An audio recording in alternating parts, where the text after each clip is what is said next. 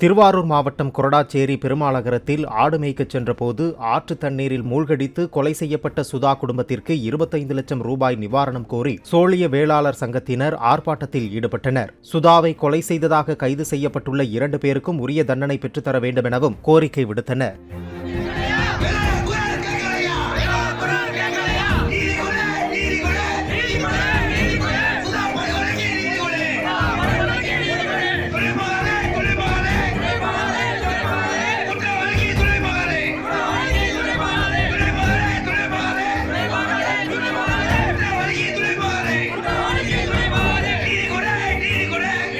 Play store மற்றும் app ஸ்டோரில் இருந்து பாலிமர் செயலியை QR கோடு மூலம் பதிவிறக்கம் செய்யுங்கள். செய்திகளை உடனுக்குடன் பெறுங்கள்.